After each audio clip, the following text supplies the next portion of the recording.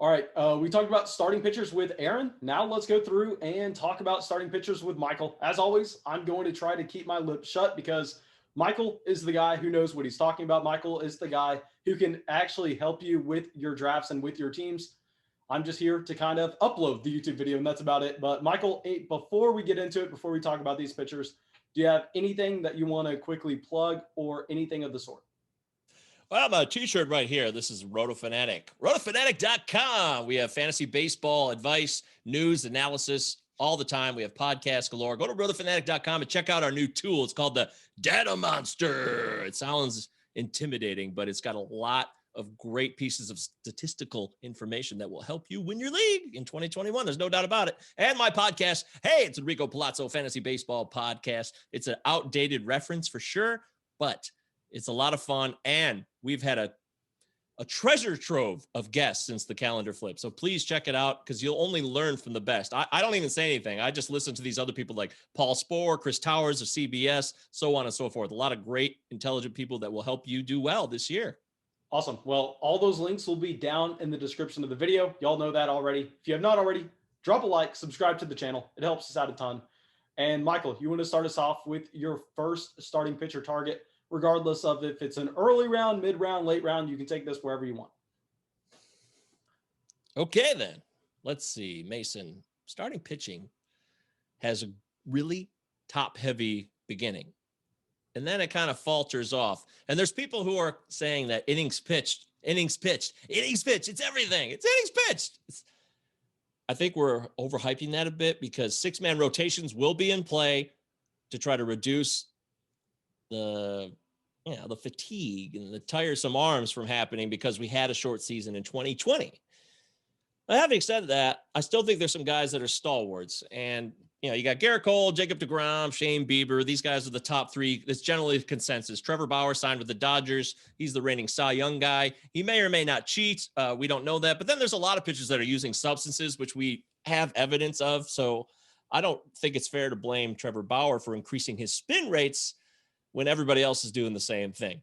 Having said that, I'd like Lucas Giolito in terms of the first 10 or so pitchers. Lucas Giolito is becoming an ace. He is their ace. He threw that no-hitter, you may recall, last August against the Pirates. Sure, it's the Pirates, Mason. The Pirates are awful offensively last year, but hey, a no-hitter's a no-hitter, right? Yeah, I mean, you're getting him a little bit later than those other guys, too. You're getting him in the middle of the second instead. Exactly. And I think he's going to return just as near value. He's a strikeout machine, and he's going to be their horse. Barring injury, that's a caveat for every pitcher, barring injury. But Lucas Giolito is on a great team. The White Sox are an elite team on the brink of being maybe one of the best in the American League. So he's their number one guy. He strikes out people at an elite rate, and he's got a killer curveball. Love his curveball. It's one of the best curveballs in baseball. And he's very cool, too. He's open-minded. He has his own Twitch channel where he talks about his own grips for his pitches and stuff. I mean, that's not fantasy relevant, but he's just a cool guy. If he could be a cool guy and give you the fantasy production, all the better, in my opinion. Bottom line, Lucas Giolito is probably the guy, if I'm not in the top five, that I will target right after the big three. So when you're targeting him generally in the second round, are you comfortable having him as your first overall pitcher? Like if you went with the Juan Soto in the first, you're fine going with him in the second? Absolutely. No doubt about it. I have no qualms, no beefs with that. I'm ready to accept him with open arms. Lucas Giolito, join the club, join the Mike Govier team. Let's do it. I don't think there's going to be as big as gap from those big three that there will be with Giolito. I think you're going to find he's going to finish right next to them in terms of overall stats. Innings pitched, strikeouts, wins, quality starts, however your league defines it. His ERA and his FIP, they're generally pretty even. He's just a guy that is coming into the prime of his career, and you want to be on board for that as the White Sox take off to another level. All right, so I'm going to throw you a little curveball here. Let's see what you can tell me. So say you're in a draft where you're just seeing pitcher after pitcher after pitcher fly off the board, and you're in a range where you're in the third round, you went hitter to start your draft. And you're like, you know what? I got to reach on someone in the middle rounds. I'm afraid that I'm going to be coming away with absolutely nothing here. Who's a pitcher that you would be willing to reach on in round three that's generally going at the end of round three, at the middle of round four right now, just if you found yourself in that case, because I think drafts are going to be different this year with those pitchers going a little bit earlier off the board. And a lot of people who generally would have started off with some elite hitters that are going to be giving you the consistent production right at the beginning may find themselves in that same exact spot. Absolutely agree, Mason. I'm in this thing called the Battle of the Podcasts Draft Season 2. There's heavy hitters.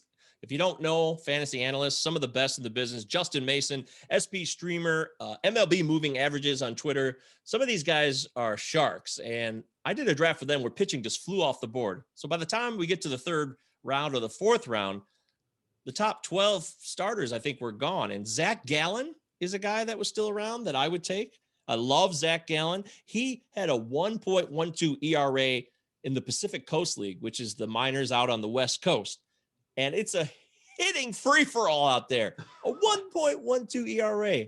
That was the most impressive thing I've seen in recent memory from a pitcher in the minors. And now he's kind of taken the mantle as probably their ace in Arizona in 2021. I love Zach Gallen. I think he's a rates guru. He'll keep your whip and your ERA rock solid. If you play in the categories, head-to-head league, he's great for that. 2 starts from him a week will really guarantee you a victory that week. I also, real quick, like Blake Snell. Blake Snell's in a new home now. He's with San Diego. He's out of Tampa. People saying, oh, Tampa traded him. He must be terrible because Tampa's the most genius organization in Major League Baseball. They don't know everything, and they could be making a mistake. Blake Snell was a Cy Young winner a couple of years ago. And I think the Padres, who, again, one of the best teams in baseball, wins. He's a strikeout machine. He always has been. The old big question with Blake Snell is the third time through the order. Can he get it done? I think there's some evidence to suggest that he can. He improved his ground ball rate last year, which I liked. If he can keep the ball on the ground, and he's pitching at Petco Park, which I also like, I think Blake Snell is going to end up being maybe a steal right now. He's roughly around 45 ADP on average at this point.